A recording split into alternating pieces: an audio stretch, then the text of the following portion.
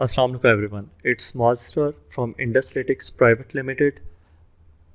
IndusLytics is a company which is actively participating in digital transformation and industrial automation. Today, I am glad that I am having Waqar Azeem sir with me. Thanks sir for your time. Okay, sir. Once again, thank you very much for your quality time. I would like to go on to the first question. Sir, how do you think a person who is currently going through the education, getting a degree, should develop himself or herself to either continue the higher education or either to get yourself along with an industry, such as I2c or any other higher industry? So, I would say that right now, 95%, more than 95% of our academia is inclined towards higher education. So whatever we study in our graduation, the focus is to produce candidates for the higher education. I have gone through the in my graduation, the subjects which were taught, so those were more aligned towards the fellows who are interested in going for the MS. When I joined the industry, I have to go through I'm in the Linux industry. I am a system architect in i2c, so I have to go through that from the scratch. So this is, and that was 10 years back. Even today, when we get new members in our team, we have to teach them Linux or networking or the IT related courses from the scratch. We assume that they haven't studied these in their graduation. So we have a very thorough defined program. We call it NHDP, New Hire Development Program, in which we teach our new members from the scratch, starting from the Linux, then towards the networking, then the high level topics like system design. So we have set up our own platform. So we teach them the designing basics and then moving towards the designing of the complete platform. So to answer your question, that the universities and the academia should given the opportunity to candidates, to the students, to decide where they want to go in the very beginning of their graduation, BS or MS, so that they can opt those subjects which are more fruitful to them for their targets. So I have seen, even nowadays, we can see that there is a lot of opportunity in IT field as compared to other fields like mechanical or electrical.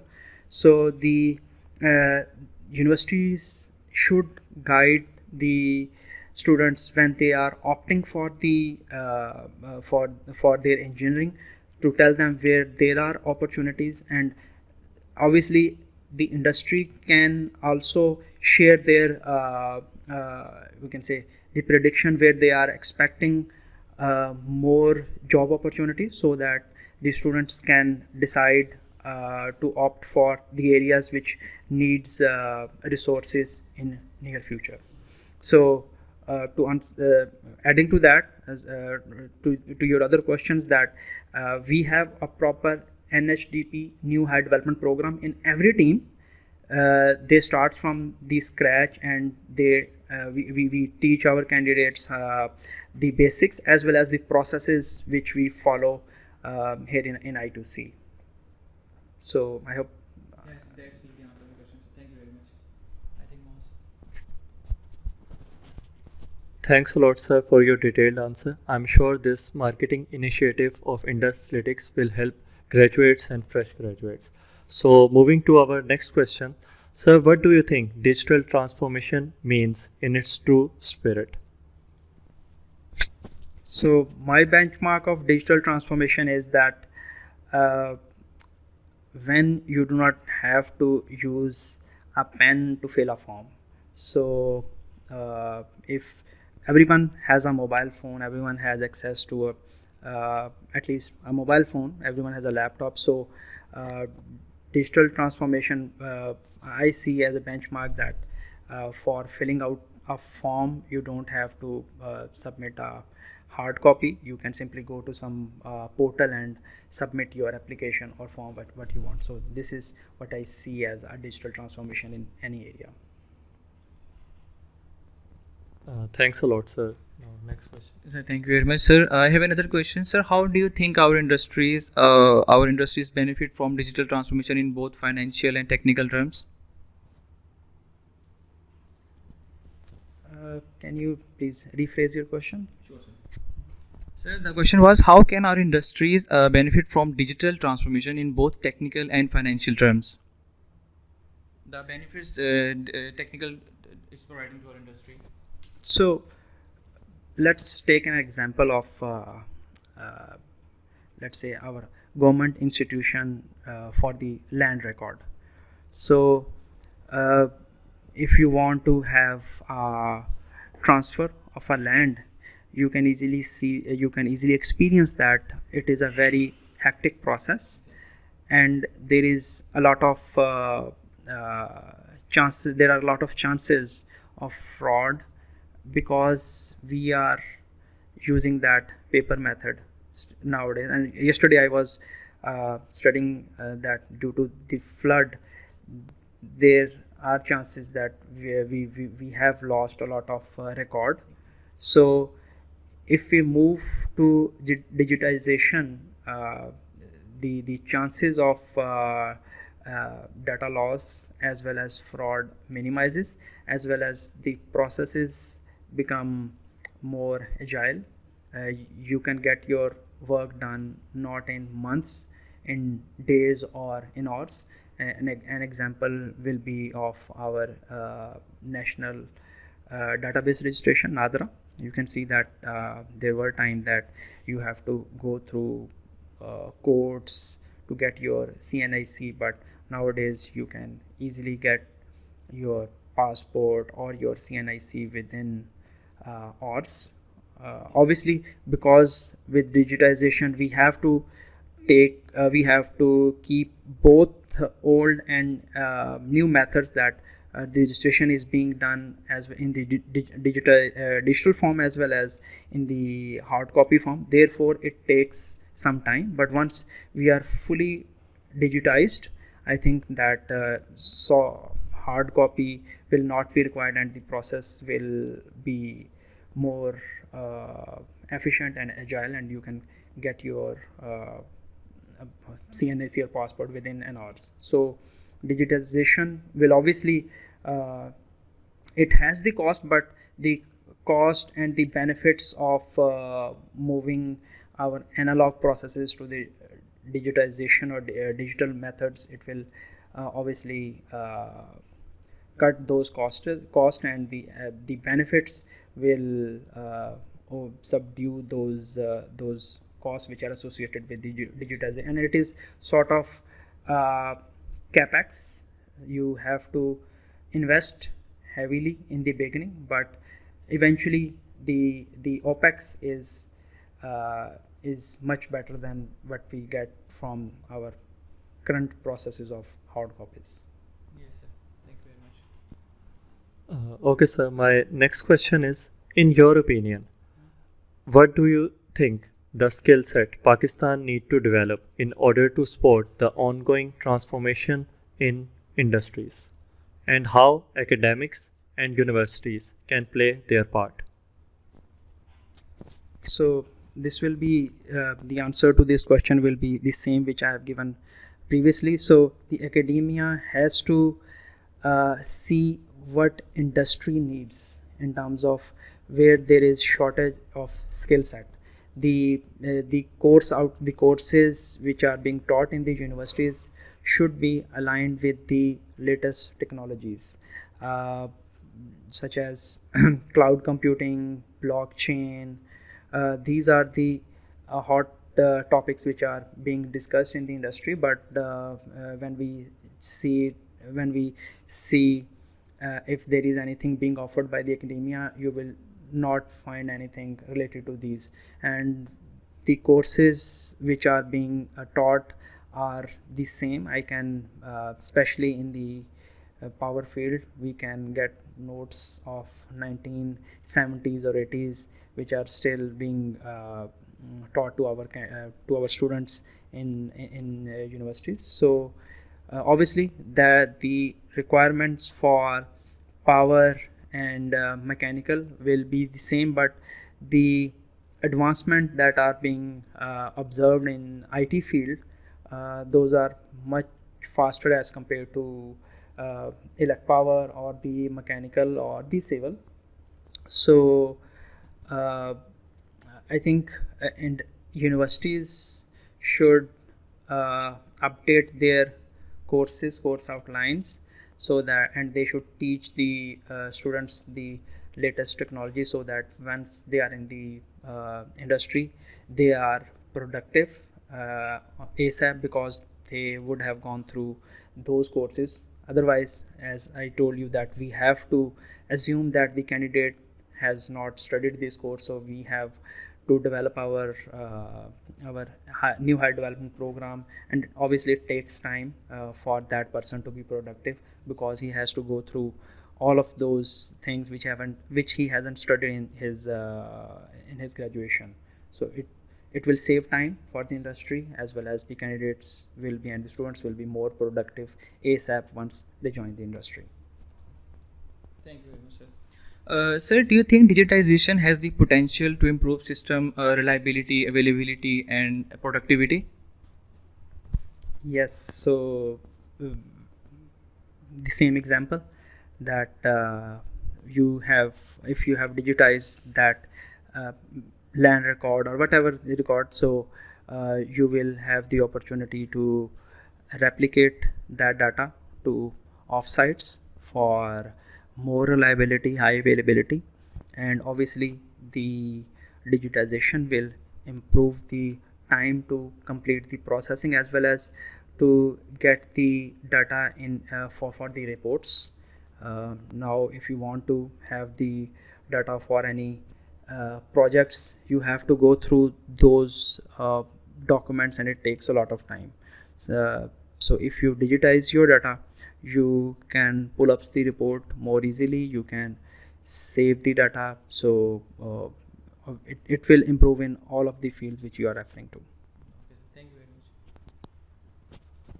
very much. Sir, in manufacturing industry, we are talking about, if we talk about employees hierarchy, who do you think is direct beneficiary of transformation and to achieve the KPIs?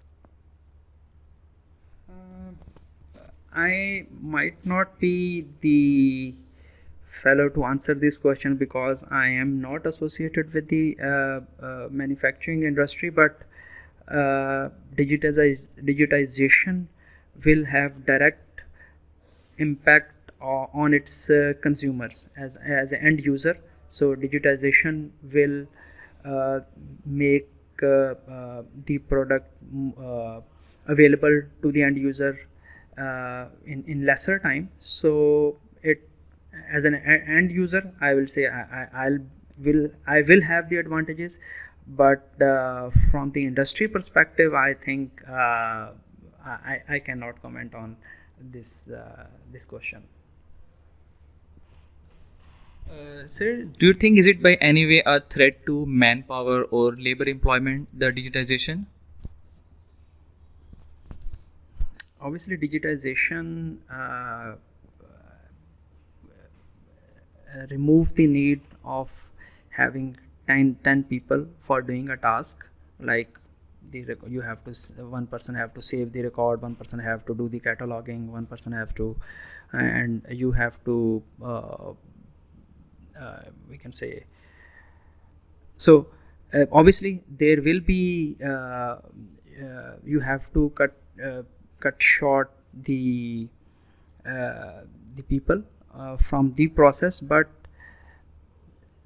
they have, so if the people keeps on improving their skill set, they can learn this new technology. If whoever is associated with the those hard copies. If he can be taught the how to use a computer, he can move from that older process to newer process. And to give you an example, that I was studying a case that in 1900s, that there was a big business of ice. When there was no refrigerators, there was a industry that used to bring up ice from colder areas to the big cities. So, but with the invention of refrigerator, that whole industry became dinosaur within 2 to 3 years. So if you do not improve your skill set, you do not align yourself with the newer technologies, you will be dinosaur. And we know what happened to the dinosaurs. They become extinct. So this is the case with every industry, with every profession, that you have to keep on improving yourself. Otherwise, you will be out of the industry or out of the business. Sir, there's also another question similar to what you have said now. Is let's suppose there's a person who have mastered the maintenance of system, a particular system, in years, and he is getting the due attention in industry. And now, if someone suggests a new project which is more digitalized, and that person opposes that, obviously he is getting attention due to his expertise, and due to digitalization he opposes that project. How we can change this mindset, this particular old mindset? So for that, I think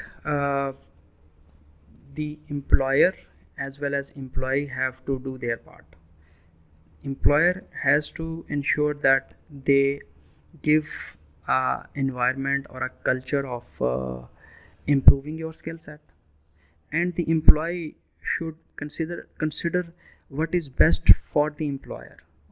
Let's say if I know that this new process or this new project will improve the finances of a company, that the production will be fast, the product will reach its end user quickly. So he or she should be inclined towards getting that new process or new equipment in place. So and similarly, the employer should ensure that the employee is getting required trainings to improve his skills, so that he does not feel endangered, or he does not feel affected by the induction of new technology. Therefore, it will be a win-win situation for both parties, and I think people take some time to embrace the change, but if both employer and employee are on same page, it will be beneficial for everyone. Sir, what message would you have for the students who are undergraduates or fresh graduates looking for jobs?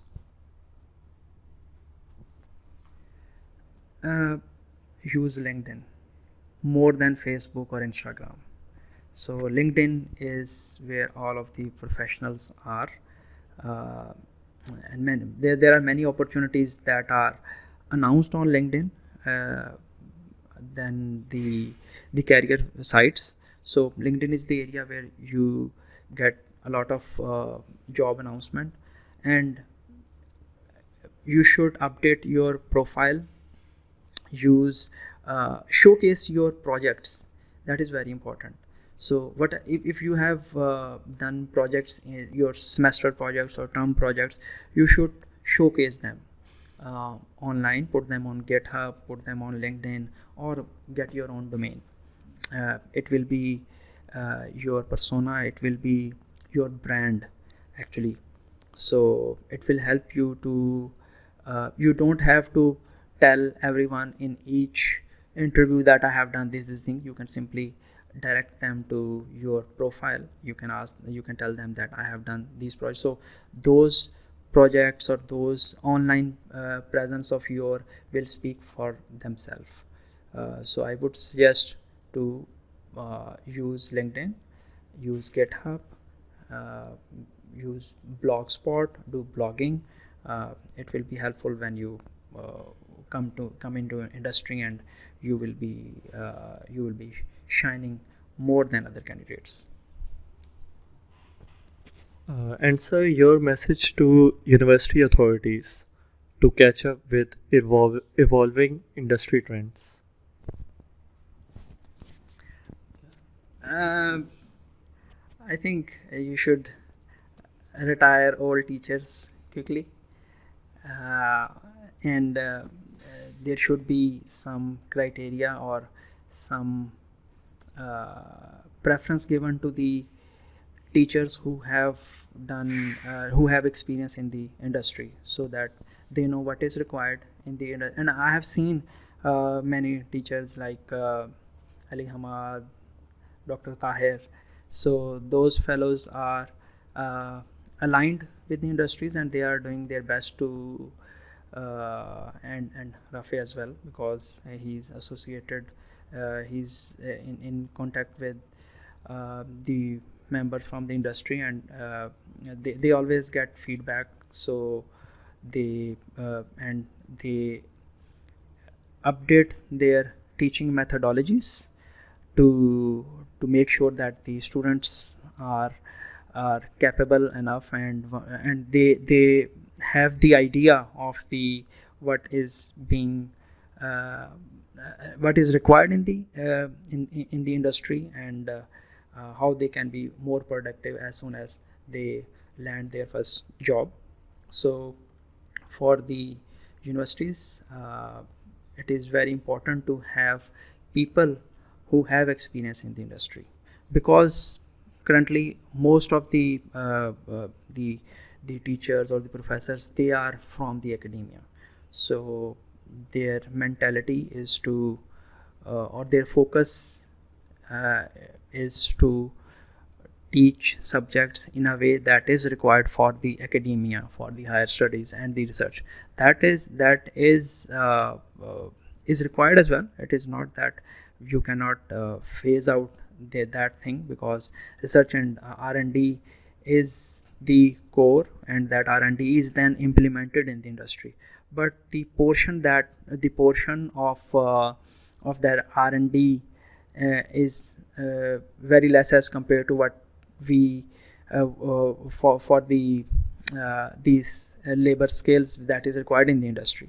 So this answer is related to the first question, that the students should be guided so that they can select where they want to go in the very beginning of their studies, so that they can opt those subjects, and university should provide them the opportunity to select those subjects which are aligned with the industry and the R&D, and students can select wherever they want to go.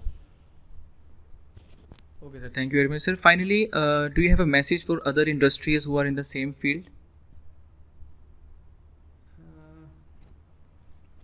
I think academia needs support from the industry, and I can see that the industry tries their level best in form of sponsorships, and they should visits for the students should be I can say internship should be provided, internship opportunities should be provided, and sometimes if there should be flexibility in industry for the students in terms of for the job opportunities, that students can continue their studies along with their jobs. So in Pakistan, the degree requirements is very hard and fast, but we have seen trends in FANG companies. By FANG I mean Google, Microsoft, Facebook, that they are opting for considering the candidates without degree. They are very good. They are producing very good courses, so a candidate can go through those courses, and based on his or her performance in those courses, he can apply for a job. So yes, industry can open their, like the NHDP which I2c has. So this gave me an idea that we can open those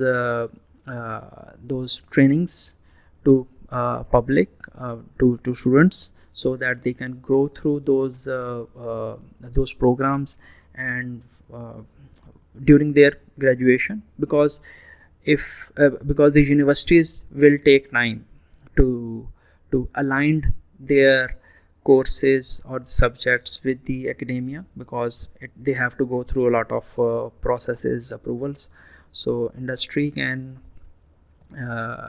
open their programs for the students, or they can develop programs for the students, so that students can go through those programs, and once they join the company, they are productive in lesser time. And I have seen a few companies like Pen Pearls, they have a university, and some of the companies like NetSol, they do regular programs there. They invite the students to come and see what they are doing. So yes.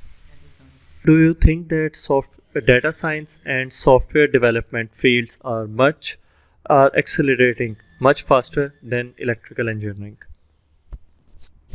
Yes, of course, and it is quite evident from the job posting on different companies' website. So you will see that a lot of job opportunities are available in these fields as compared to electrical, mechanical, or civil. So industry should foresee these opportunities, and they should produce students or candidates which are aligned with these new technologies. So as well as the students should also see that, and they should go through these new technologies on their own as well. I will highly suggest that, because many international companies do not require a degree. If a candidate has good grip on these technologies, they are offered job and eventually very good pay. With the advent of remote work, the freelancing industry in Pakistan is booming at a very higher rate as compared to electrical, mechanical, or civil. And due to this reason, many universities has make computer related courses compulsory even for electrical graduates. One of the example is FAST. So we see a lot of electrical candidates who have gone through computer courses, so they are eligible for the job opportunities offered by I2c. Thank you, sir. Next question.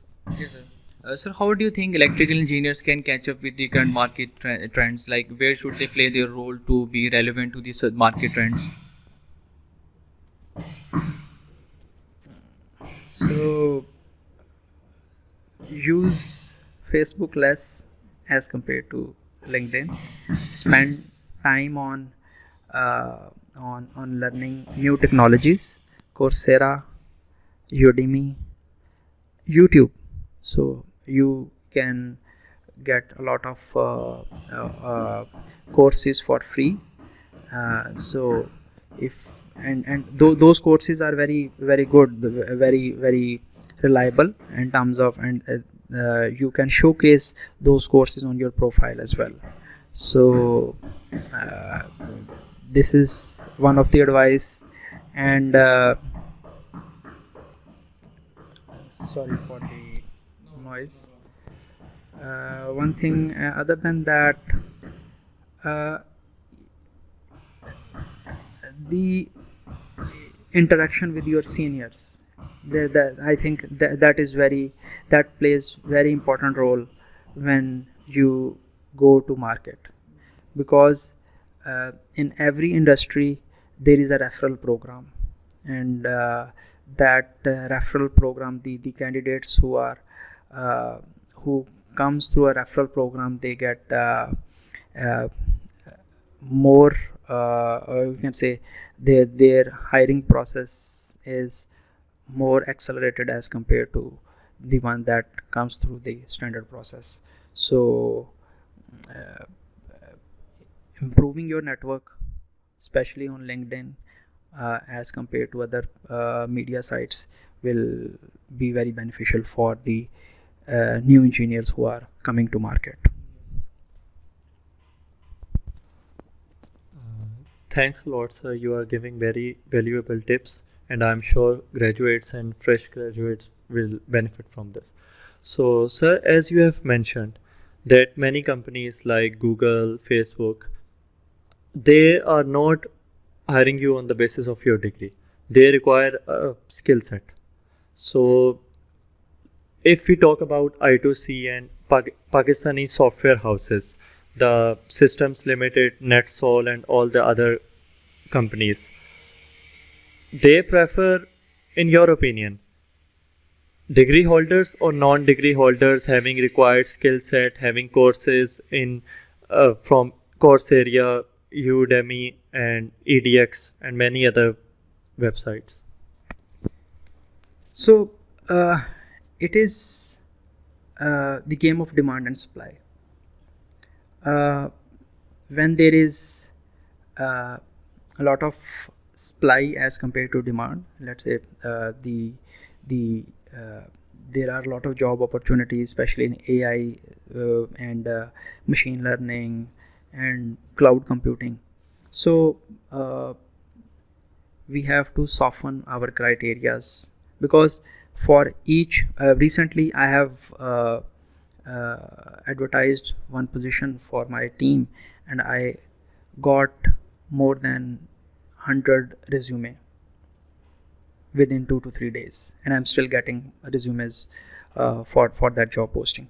So we have to shortlist the candidates, and for that we have to select some criterias. One of them is degree.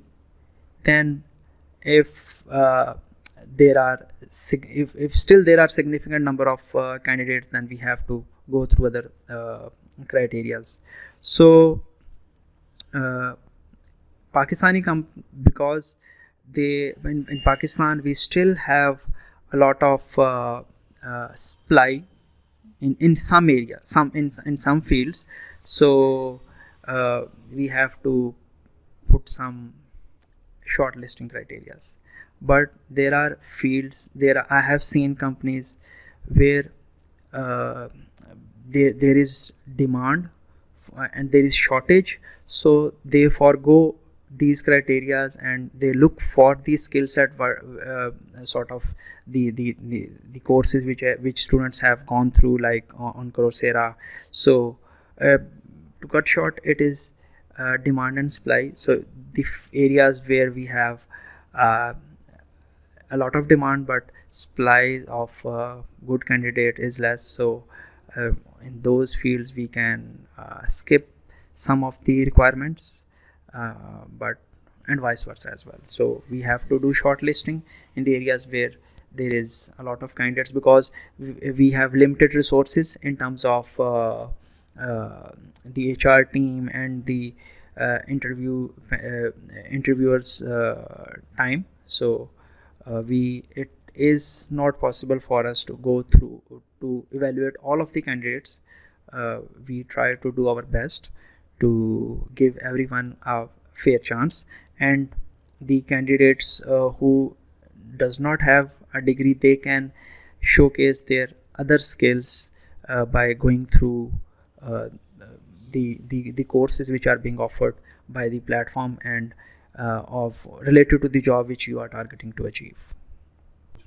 Okay, sir. Basically, sir, unfortunately, there has gone a trend where most of the engineers go abroad after completing their education. Sir, what do you think near to you? What are the measurements that would be taken by, let's say, PEC to keep the Pakistani talent in the country? So people go abroad when they do not get the opportunities within the country. So if PEC, PSAB, PITB, if they can give opportunity to students within the country, I think people will prefer to work in their own country. I have seen many of my friends who are working on remote jobs. They are getting very good pay, and obviously when you work on remote jobs, the pay which you get, or the salary which you get, it is tax free. So it is a very good opportunity and a lucrative offer to those fellows that they prefer to work from within the country as compared to going abroad and work for the same job, but you have to pay a lot of taxes over there. So create jobs within the country, and give incentive for the industry so that they prefer to invest in the country as compared to going outside. Obviously it is a very debatable topic because there are many policies involved, but people go abroad for the opportunities. If they get the opportunities within the country, they would prefer to work within the country. Thanks a lot, sir. My last question on the behalf of electrical engineers. Let's suppose when you are hiring, you have two candidates. One is CS or SE graduate and other is electrical graduate having majors in electronics or power, and they have the required skill set which your company demands. So will you hire that particular electrical engineer, or you will prefer the degree, the CS or SE? So in previous question you mentioned that people come to electrical engineering because they are afraid of coding. There are fields in IT which do not require a lot of coding. One such field is what I do. I am a system administrator or a system architect. I design infrastructure. In this field, it is not a hardcore development or programming field. There is a lot of automation involved in which your coding skills are required, but if you are good with algorithms, we do not require any hardcore coding requirements. So in that case, if both candidates have equal academic credentials, specific, if I talk about my field, that is related to Linux networking, I would go with the electrical engineering guy, because electrical engineering is still on the top, and the cream of the country still opt for electrical engineering. In that case, I will definitely compare the metric and FSC credentials of both candidates, and obviously if he's in electrical, it will be evident that that fellow is more will have higher marks as compared to the CS.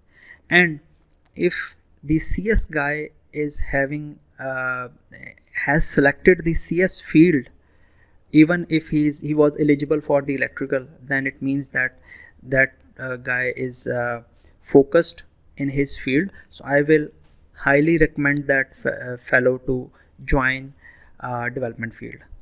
So I will go for the electrical guy in this situation. Thanks a lot, sir, for your valuable time. We are talking with Waqar Azeem. He is system architect working for past 10 years in I2c. Thanks a lot, sir, for your time.